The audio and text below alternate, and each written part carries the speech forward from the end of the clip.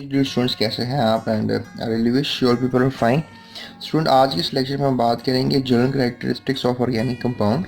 ये लेक्चर आपके लिए क्यों इंपॉर्टेंट है? क्योंकि इस टॉपिक में मौजूद जितने भी शॉर्ट क्वेश्चंस हैं, एमसीक्यूज हैं या लॉन्ग क्वेश्चन हैं, वो मैं आपको बता दूंगा। इससे पहले भी आप मेरी वीडियोस को देख सकते हैं जिसमें मैंने इन सब चीज़ों के बारे में बताया हुआ है। सो इस वीडियो के आखिर में, प्लेलिस्ट में आखिर में, या आप डिस्क्रिप्शन की लिस्ट में जाकर देख सकते हैं। मैंने पास पेपर्स को भी सॉल्व किया हुआ है इस चैप्टर को लेकर, तो लिहाजा वो भी आप देख सकते हैं। अब हम बात करेंगे जनरल कैरेक्टरिस्टिक्स की। अगर ऑर्गेनिक कंपाउंड को देखें तो उनके बहुत से जनरल कैरेक्टरिस्टिक्स हैं, जिनमें हम बात करेंगे आज ओरिजिन की, कि ऑर्गेनिक कंपाउंड कहाँ से हासिल किए जाते हैं। जो ऑर्गेनिक कंपाउंड्स हैं इनको आप प्लांट्स और एनिमल से हासिल कर सकते हैं, और on the other hand inorganic compound जो हैं वो आप मिनरल्स एंड रॉक्स से हासिल कर सकते हैं। मिनरल सॉल्ट्स वगैरह को कहते हैं, और जो भी सॉल्ट जो भी ज़मीन में मिलता है उसको आप मिनरल्स कह सकते हैं। ज़मीन में से यानी कि जितनी भी मादनियात हैं, इसको मिनरल्स को उर्दू में मादनियात कहते हैं, और रॉक्स की चट्टानें वगैरह होती हैं। उसके बाद कंपोजिशन की अगर हम बात करें तो ऑर्गेनिक कंपाउंड किस चीज़ के बने हुए हैं, तो स्पेशली मैंने आपको पहले वीडियोस में बताया कि ऑर्गेनिक कंपाउंड में लाजमन कार्बन, हाइड्रोजन और ऑक्सीजन आपको देखने को मिलेंगे। लिहाजा carbon is the essential constituent of all organic compounds. They are made up of few elements such as carbon, hydrogen, nitrogen, oxygen, halogens and sulfur. Halogens में fluorine, chlorine, bromine, iodine और एसिटिन वगैरह आते हैं।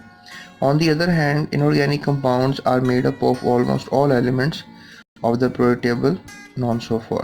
यानी कि जो inorganic compounds हैं वो बहुत से elements से मिलकर बने हैं। मतलब इन elements के अलावा आप कह लें, ये जो मैंने आपको बताया, carbon, hydrogen, oxygen, nitrogen, halogen, sulphur वगैरह, इनके अलावा जितने भी periodic table में एलिमेंट्स हैं उनको आप कह सकते हैं कि they have some inorganic origin. मैं आपको एक पिक्चर दिखाता हूँ।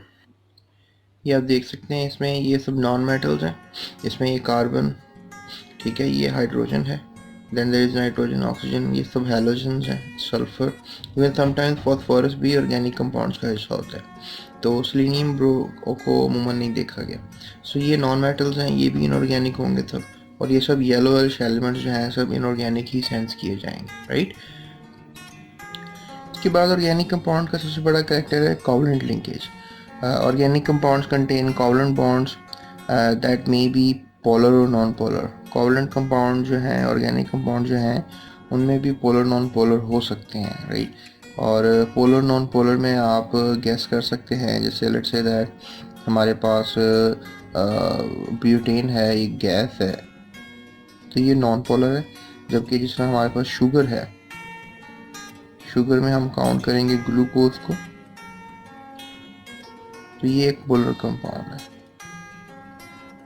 जो भी कंपाउंड स्टूडेंट जल जाता है ना, याद रखिएगा वो हमेशा ऑर्गेनिक ही होता है। जो भी कंपाउंड जलेगा उसमें डेफिनेटली कार्बन, हाइड्रोजन, ऑक्सीजन वगैरह ये एलिमेंट्स मौजूद होंगे। तो ये भी एक सबसे बड़ी आप कह लें कि एक हिंट है कि आप ऑर्गेनिक कंपाउंड्स को जान सकते हैं। While inorganic compound mostly contain ionic bond, जो इनऑर्गेनिक कंपाउंड्स होते हैं उनमें आपको आयोनिक बॉन्ड नज़र आता है, जैसे सोडियम क्लोराइड वगैरह जो हैं, ये आपके नज़रिए में इनऑर्गेनिक होंगे। अब स्टूडेंट्स, ये आपको अगर सवाल किस लिहाज से आ सकता है बोर्ड में, तो आप इसका निशान लगा लें। ये लॉन्ग क्वेश्चन आपको बोर्ड में आएगा, तो लॉन्ग क्वेश्चन जो है उसको लेकर आपने ज़रा थोड़ा सा मेंटल प्रिपेयर रहना है, क्योंकि लॉन्ग क्वेश्चन ही बोर्ड में पूछा जाता है। और अगर हम सॉल्युबिलिटी की बात करें तो जो भी ऑर्गेनिक कंपाउंड्स हैं वो नॉन पोलर लिंकेजेस के, स्पेशली जो ऑर्गेनिक कंपाउंड्स हैं वो जनरली सॉल्युबल होते हैं ऑर्गेनिक सॉल्वेंट्स में, जैसे alcohol, ether, benzene, carbon dioxide वगैरह। ये आप देख सकते हैं, ये अल्कोहल्स का जनरल फार्मूला है। उसके अलावा ये methyl alcohol, ethyl alcohol, ethers का जनरल फार्मूला, इनमें diethyl ether and dimethyl ether. इसके अलावा बेंजीन, फिर कार्बन डाइसल्फाइड, ये सब ऑर्गेनिक सॉल्वेंट्स हैं। अमूमन ये शॉर्ट क्वेश्चन जो है आपको बोर्ड में आता है कि नेम सम ऑर्गेनिक सॉल्वेंट्स, तो आपने ये याद रखना है, राइट। इसके अलावा यहाँ पे स्टूडेंट्स पूछा जा रहा है, बताया जा रहा है कि और इनऑर्गेनिक कंपाउंड जो हैं वो स्पेशली आयनिक बॉन्ड रखते हैं और वो पोलर सॉल्वेंट्स में डिज़ोल्व हो जाते हैं, जैसे कि पानी। And you know water is a polar solvent, बल्कि यूनिवर्सल सॉल्वेंट है, और पानी तो किसी भी कंपाउंड को अपने अंदर हल कर सकता है, लेकिन फिर भी इनऑर्गेनिक कंपाउंड को ज़्यादा अच्छी मिकदार में हल कर लेता है। उसके बाद इलेक्ट्रिकल कंडक्टिविटी के बारे में बताया जा रहा है, ये भी एक करैक्टर है ऑर्गेनिक कंपाउंड्स का। अगर हम इस चीज़ को देखना चाहें तो जो जो कोवलेंट बॉन्ड्स हैं उनमें ऑर्गेनिक कंपाउंड में पुअर कंडक्टर ऑफ इलेक्ट्रिसिटी होते हैं, क्योंकि आपको पता है कोवलेंट बॉन्ड में हमेशा शेयरिंग होती है इलेक्ट्रॉन्स की, और शेयरिंग में इलेक्ट्रॉन्स दो न्यूक्लियस के दरमियान बाउंड होते हैं, और जब ये इलेक्ट्रॉन्स दो न्यूक्लियस के दरमियान बाउंड हों तो ये कहीं पर भी मूव नहीं कर सकते। और आपको पता है कि कंडक्टिविटी दो वजह से हो सकती है बिजली की, या तो वो इलेक्ट्रॉन्स की वजह से हो सकती है या तो वो आयंस की वजह से हो सकती है। तो कोवलेंट बॉन्ड्स जो हैं वो ना तो आयंस प्रोवाइड करते हैं ना ही इलेक्ट्रॉन्स प्रोवाइड करते हैं, तो इसलिए ये पुअर कंडक्टर कहलाते हैं। जबकि देखा जाए inorganic compounds in ionic in nature होते हैं, they can make ions and the good conductor of electricity in molten state. याद रखिए, अगर सॉलिडिफाइड कोई आयनिक कंपाउंड है, जैसे नमक सॉलिड है, तो वो कभी भी बिजली का कंडक्टर नहीं होगा। लेकिन अगर फॉर एग्जांपल वो मोल्टन हो जाए यानी पिघल जाए, तो उसमें फ्री आयंस मौजूद होते हैं जो मोल्टन स्टेट होती है, तो उसमें आप वो कंडक्टर कह सकते हैं। आपने देखा होगा कि डाउन सेल के अंदर फ्यूज्ड करके ही कंडक्टिविटी की गई और सोडियम मेटल हासिल किया गया। जबकि एक्वा सॉल्यूशंस में भी आपको आयंस नज़र आते हैं, इसलिए आयनिक कंपाउंड एक्वा सॉल्यूशन की फॉर्म में भी अच्छे कंडक्टर होते हैं। तो हम कंपैरेटिवली पता ये लग रहा है कि जो ऑर्गेनिक कंपाउंड है दे आर पुअर कंडक्टर और ionic compound they are conductor. उसके बाद अगर हम बात करेंगे मेल्टिंग एंड बॉइलिंग पॉइंट्स की, तो मेल्टिंग और बॉइलिंग पॉइंट्स में जो है ये लिखा हुआ है कि जनरली ऑर्गेनिक कंपाउंड है इनका लो मेल्टिंग बॉइलिंग पॉइंट होता है, और ये वोलेटाइल इन नेचर होते हैं। वोलेटाइल का मतलब होता है कि ये आराम से उड़ जाते हैं। जैसे फॉर एग्जांपल पेट्रोल है एक ऑर्गेनिक कंपाउंड है और वोलेटाइल है, यानी आपको अगर हम खुला छोड़ देंगे तो ये सब गैस बन के निकल जाएगा।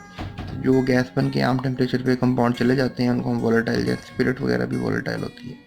इनऑर्गेनिक कंपाउंड को हम देखें तो ये comparatively high melting boiling points होते हैं। जैसे नमक वगैरह आप देखते हैं, आप चूल्हे पे इसको रख भी लें तो ये बिल्कुल भी कोई फ़र्क नहीं पड़ता। वैसे ही जितना छलियाँ वगैरह भुनी जाती हैं नमक में भुनी जाती हैं, यानी इनके मेल्ट नहीं करता नमक की, जस्ट बिकॉज कि इसका मेल्टिंग बॉइलिंग पॉइंट बहुत ज़्यादा है। उसके बाद अगर हम बात करें स्टेबिलिटी की, तो स्टेबिलिटी में हम देख सकते हैं कि जिनके लो मेल्टिंग बॉइलिंग पॉइंट होते हैं वो लेस स्टेबल होते हैं। याद रखिएगा, जैसे वैक्स वगैरह है, अब ये जो मोमबत्ती होती है ये ज़्यादा स्टेबल नहीं है। याद रखें, जो मैंने कहा था जलने वाले कंपाउंड ऑर्गेनिक होते हैं, तो वैक्स जलती है, ज़्यादा ऑर्गेनिक है। और देखें जो मोम होता है वो ज़्यादा स्टेबल नहीं होता, ज़्यादा टेम्परेचर बढ़ता है, गर्मी बढ़ती है तो आप देखते होंगे वैक्स भी पिघलना शुरू हो जाता है। तो स्टेबल नहीं है, ऑर्गेनिक कंपाउंड ज़्यादा स्टेबल नहीं है। और जबकि इनऑर्गेनिक कंपाउंड स्टेबल हैं, आप देखते हैं चट्टानें वगैरह और मिनरल्स वगैरह कितने अरसे से चले आ रहे हैं। इवन देखें, अगर आप कहेंगे ये जो शॉपिंग बैग है पीवीसी पॉलीविनाइल क्लोराइड्स हैं, ये भी ऑर्गेनिक इन नेचर हैं, लेकिन ये भी किसी ज़माने में जाकर हल हो जाएंगे, then it dissolve in the minerals. लेकिन याद रखें इनऑर्गेनिक कंपाउंड, ये पहाड़ वगैरह और ये मिट्टी वगैरह कभी भी किसी चीज़ में हल नहीं होगी, it will stay for a long life. तो ये इनऑर्गेनिक कंपाउंड्स हैं। लिहाजा ऑर्गेनिक कंपाउंड्स की लाइफ कम है और इनऑर्गेनिक कंपाउंड्स की लाइफ बहुत ज़्यादा है, इसलिए इनऑर्गेनिक कंपाउंड स्टेबल हैं, और जबकि ऑर्गेनिक कंपाउंड्स उनकी स्टेबिलिटी कम है। उसके बाद कंबस्टिबिलिटी की बात करेंगे। कंबस्टिबिलिटी जो है दैट इज़ बेसिकली जलने की पावर कहते हैं, कंबस्ट होने की पावर को कहते हैं। तो स्टूडेंट्स, कंबस्ट जो है ऑर्गेनिक कंपाउंड वो high percentage of carbon are generally combustible, जिनमें बहुत ज़्यादा कार्बन होता है वो ज़्यादा कंबस्टेबल होते हैं। जबकि इनऑर्गेनिक कंपाउंड में तो कार्बन होता ही है, लिहाजा वो कभी भी जलते भी नहीं है, दे आर नॉन कंबस्टेबल। जलने वाले ऑर्गेनिक, नहीं जलने वाले इनऑर्गेनिक।